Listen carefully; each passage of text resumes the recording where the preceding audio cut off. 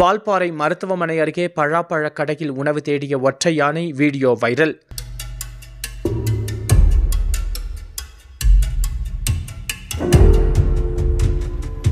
வால்பாறை அருகே உள்ள ஐயர்பாடி எஸ்டேட் மருத்துவமனை அருகே நேற்று இரவு ஒரு ஒற்றை காட்டு யானை சுற்றித் திரிந்தது.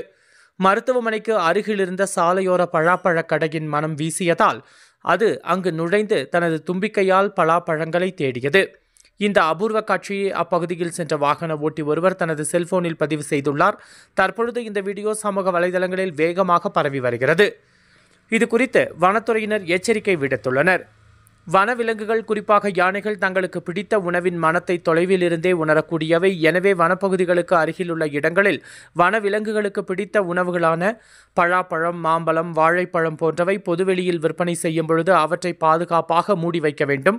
வனவிலங்குகள் உணவின் மணத்தை உணர்ந்து சாலைகள் அல்லது மனிதர் வாழும் பகுதிகளுக்குள் வருவது மனிதர் விலங்கு மோதலின் அபாயத்தை அதிகரிக்கும் என்பதால் வணிகர்கள் மற்றும் பொதுமக்கள் தேவையான முன்னெச்சரிக்கைகளை கடைபிடிக்க வேண்டும் என்றும் வனத்துறை அறிவுறுத்தியுள்ளது.